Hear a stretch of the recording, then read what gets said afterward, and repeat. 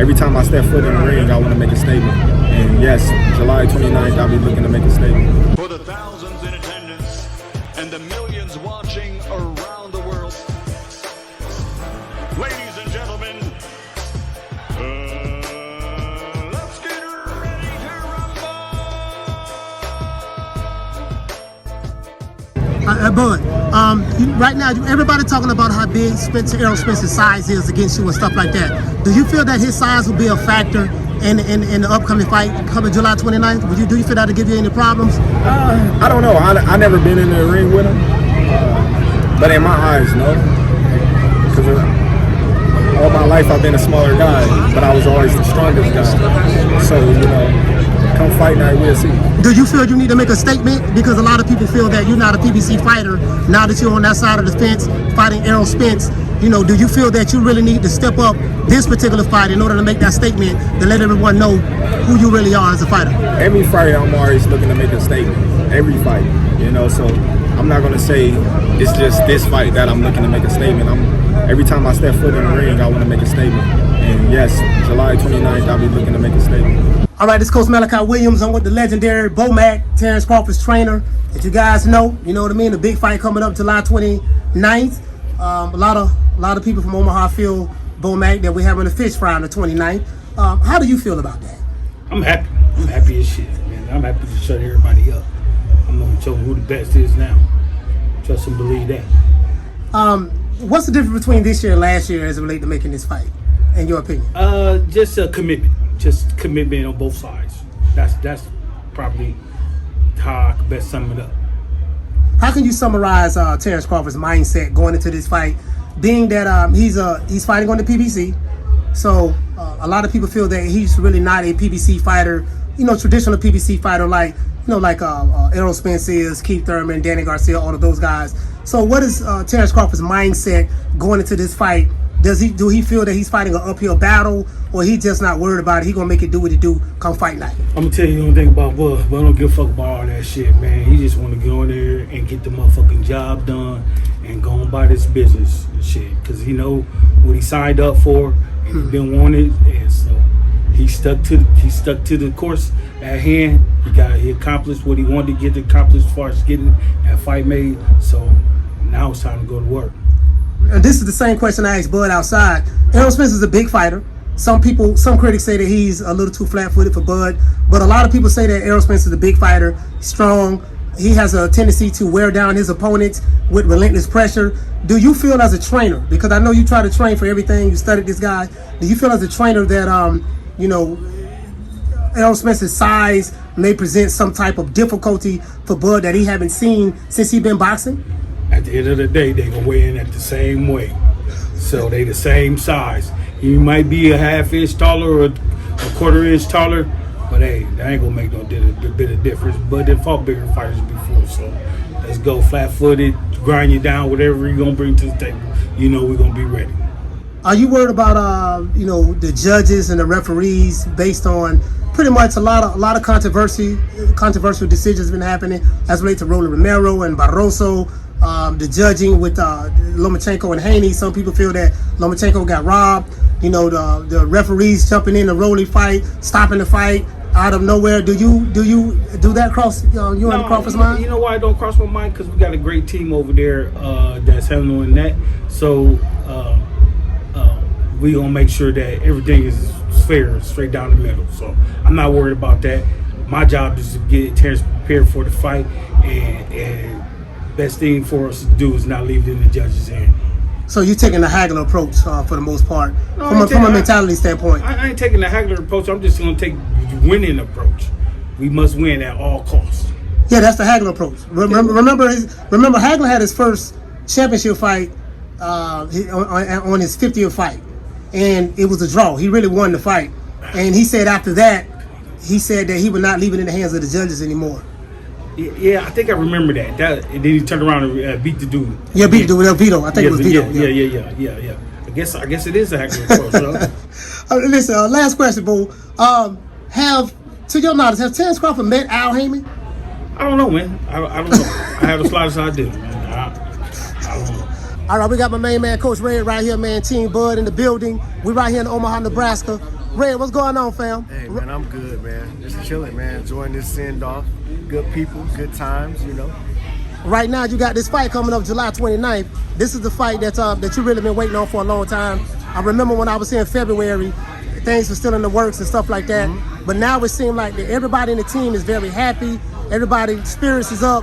You know, how does that feel knowing now you're going to really answer all the questions on July 29th? It feels good because we didn't get the respect that we deserve for some reason. I don't understand why. All the accolades that Terence has had and us as coaches, you know, we done built up from the ground up, and for some reason we don't get that same respect that other people get, other coaches, other fighters get.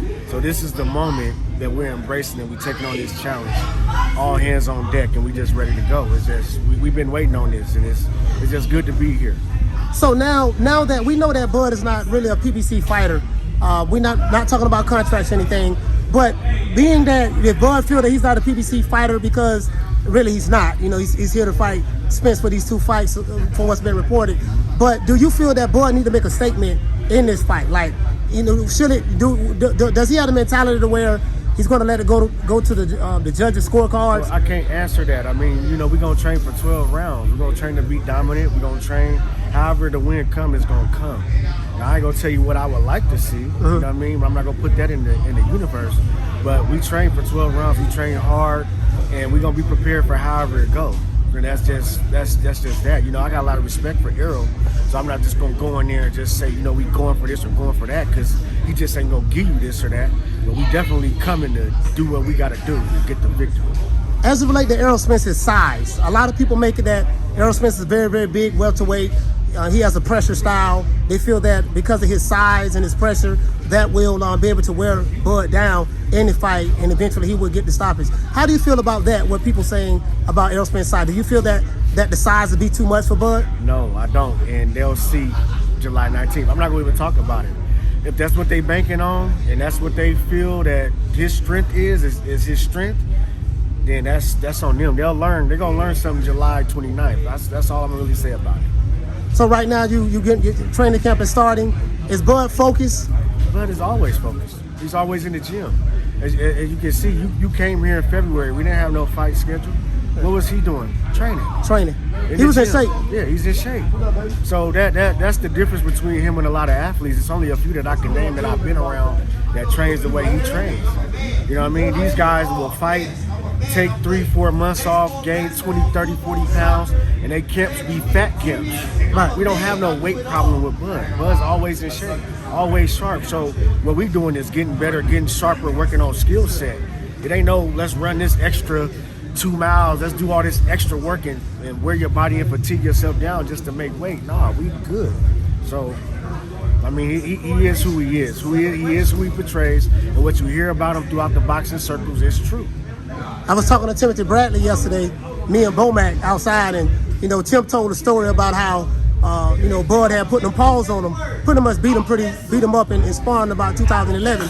And he said he saw back then that Bud was going to be a pound-for-pound guy, and he was going to be a world champion and do big things in boxing. You know, tell us a little bit about that. Do you agree with that? Of course you do. You're on the team, but Timothy Bradley's assessment of Bud, his mentality. Oh, definitely. Tim is a big brother to Bud. Tim has always been on our, you know what I mean, he's always been an ally to us. You know what I mean, I don't want to say like he's biased to us because he's gave us some criticism as well. But Tim is a Hall of Famer. Tim is an overachiever in the fight game. People counted him out in multiple different fights. Right. You know what I'm saying? So he's an overachiever. And actually, and I'm gonna probably get held for this opinion, but if you watch the first fight with Manny Pacquiao, and you take the sound off, you have a case for Tim Bradley winning that fight. It was a very close fight. People want to sit here and say, oh, well, that's one of the biggest robberies. Watch the fight with the sound off and score the blows. Now, Manny Pacquiao is a bigger puncher, so his blows might have been a little heavier at times. But look at Tim's work rate, and look at the punches landed, and look at the punches that Manny Pacquiao did not land that the announcers and the crowd was cheering about. You got to really watch it with your eyes. That's an opinion that they probably dragged me for. And this ain't got no bias. It's just how I feel. Red Spike's talking about Pacquiao and Bradley won. I feel like he pulled that off. or it could have been a draw or close to Pacquiao. It wasn't a runaway. That's what I'm going to say. It was not a runaway, and it was not a robbery. And I'm going to just put it out there like that. That's how I feel. So is there anything that you want to say to the fans before we wrap this up as it relates to, I'm not going to ask you for a prediction. I do know that you plan on being victorious on the 29th. But what is it that you want to say to the Bud supporters? People support him, happy that the fight is happening. Man. What would you like to say? Any parting words? This one right here is for the ages. This one right here is for legacy. This is the one. This is the one that everybody needs to attend or support on the pay-per-view. Support your hometown kid.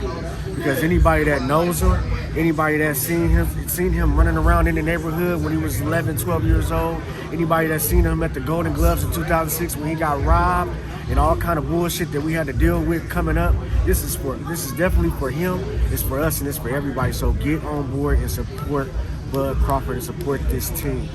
Support this team because we're going to need every inch of support, and we're not going to let y'all down. Trust me. All right now, this is our boy Coach Malachi Williams, man. I'm with the one and only Bernie the Boxer, Omaha, Nebraska's finest team, Bud. Burn, now that this fight is here, finally here, you know what I mean? Yes, we ain't talking about the past, no more drama, none of that stuff, right? July 29th, you know, we're going to find out. Are we going to have a smoke fest? They're going to be smoking on Bud, you know what I mean? Or will will we have a fish fry? Man. You know what I mean? How you see this fight playing out now that it's here? Hey, we're going to beat the stew out of him. Like I say, his ass is whooped. It's predestined. It's already written in stone. It's a lot of people I talk to, you know what I mean? They say that Errol Spence's size is going to be a problem for Bud and his sheer pressure style. Do you foresee Errol Spence's overall size and the pressure being a problem for Bud on July 29th? Well, I think every opponent has different challenges, you know, to overcome. But like I say, Bud, pound for pound, best fighter in the world, man. We gonna kill him, man. He ain't seen a guy like Bud.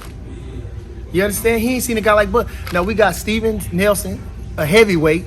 You know, we working around, pushing him around, getting pushed around. So no, we in great shape. You know, like I say, Errol Spence is a great pressure fighter. But again, you know, guys like Sean Porter had success. People that had success with him. Kell Brook was outboxing him. Mm-hmm. And we're a master boxer, so like I say, you know, I mean, we know how to fight in, out, up, down, left, right. It ain't gonna be nowhere he can turn. Only thing he can do is offer us a stiff challenge. You understand? But at the end of the day, he must fall. Yes, sir. So now that you fighting on PBC, you know what I mean? A lot of people feel that, hey, you know, Bud is gonna have to stop this guy, you know, because, you know, no one feel that he would get a fair shake if it was to go 12 rounds. Not making any excuses, but this is what some people have said on the podcast. So I just wanted to ask you, the mindset that Bud must have going into this fight, him not necessarily being, you know, part of the PBC family like that as related to Al Heyman, what type of mindset must he have going into this fight July 29th in order to be victorious? Well, it's always been dominate. We 39-0 with 32 knockouts, 30 knockouts or something like that? 31 knockouts.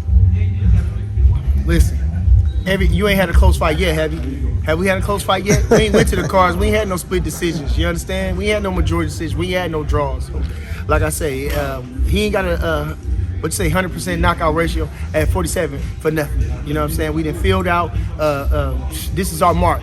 We could have got him a long time ago. We should have had them all lined up in a row.